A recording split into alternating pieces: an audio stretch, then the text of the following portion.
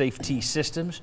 You know what a great gift would be this holiday system? Telling someone on Christmas morning that you have scheduled Safety Systems to come in and help build a state-of-the-art home theater room for you in the coming year. The sports fan, the movie buff in your home would be blown away. And trust me, VFL JJ Surlis and Safety Systems can blow you away. Their home theater systems are spectacular. They do great work. If you are building a home right now, get your contractor to talk to Safety Systems as you're building. Trust me, you will rise up and call me blessed for that bit of tip. Safety Systems, they do tremendous work. SafetySystems.com to see for yourself and learn more. All right, guys, as we have discussed in previous weeks, we're now in an age where every injury gets booed. Georgia had a lot of guys laying around yesterday. Now, some of those guys stayed out for long periods, so I don't think they were all fake. At the same time, you had Tennessee, as soon as Georgia caught them off guard, Caleb Tremblay's laying there. Oh, it's like funny how everybody's been fine for Tennessee until that one. As came out on social media this week, if you pay attention to Tennessee's extra point game, they always seem to get somebody hurt, almost like they're trying to get an extra bit of rest for their defense on those extra points. So it's part of the game. I hate it. I think it's annoying as hell. But at the same time, if Heupel's going to run this system, is this a serious concern? We've talked about it being annoying. We've talked about how you fix it. Here's the thing. Does it work? Seems to work. Yes. Put me down under yes. Seems to work, does work, annoying, all of that stuff. But yes, I think it's something that somebody somewhere is going to have to fix. But I'm not talking about that. Okay, but I'm talking specifically against let's say Heupel's offense. Yes, I think it works.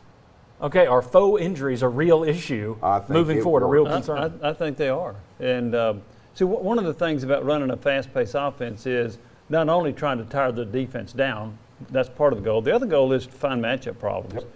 And so if you're faking injuries, not only do you substitute for that guy and rest, you also make some other substitutions to stop them from getting matchups. I think back to the early in the Kentucky game, Tennessee throws a 72-yard pass to Velus Jones. Who was he matched up against? A linebacker. That's what you want.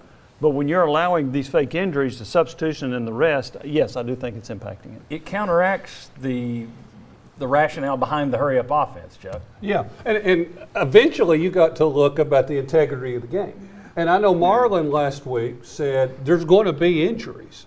We understand that. But if somebody is taking advantage of the rules, then they need to legislate that and figure out a way to stop it. But yes, it is a serious concern. Yeah, I mean, that's my question is, should Tennessee fans not only be upset by it, but seriously worried about it, that, okay, we hired a guy with this system, but there's an antidote for this system, and it's my hamstring. Sterling? It seems to be shins.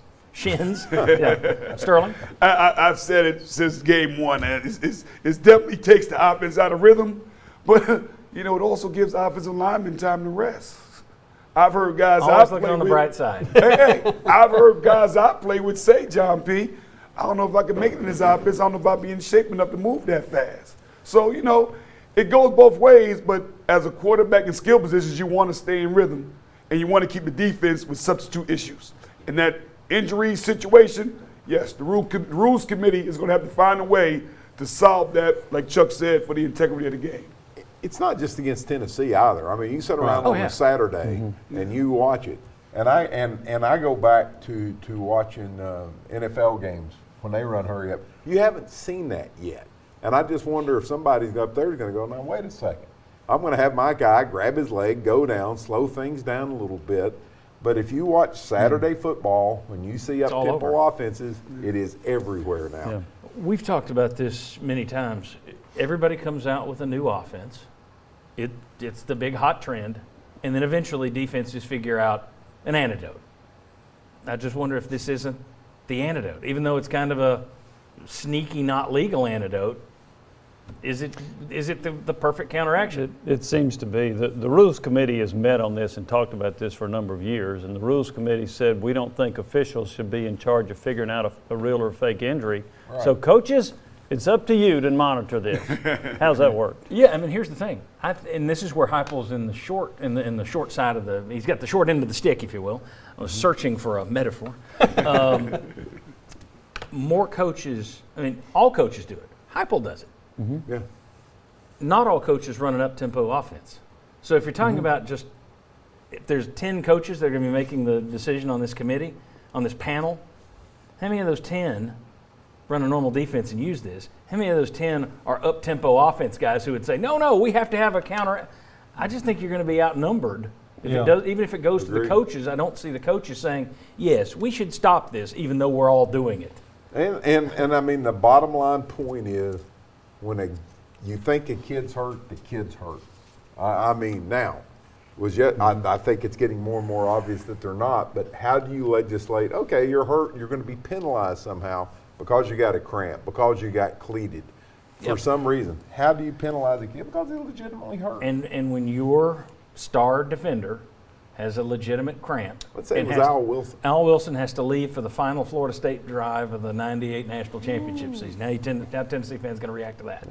That's the problem. And then how many coaches are going to be saying, don't go down, stay up?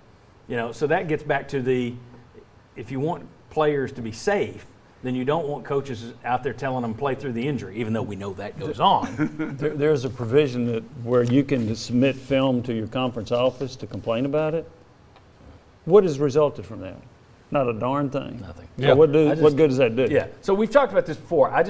This was the first time we've had the discussion with the fact that I think it is a serious concern. Well, just like the NBA had to deal with flopping, right? They had to come up with something about that. But you've got to adjust. Okay, but that's for the whole sport. I'm talking specifically, this is something to be concerned about. If you're Tennessee and you've got an offense that does X, and everybody knows to do Y against it, even if Y is cheating, that's still a concern as long as it's legal cheating, if you will. All right, when we come back, I don't think Tennessee should have any regrets about yesterday. But are there any losses on the season so far that they should regret? We got a lot more to come here on the Sports Source. Come on back.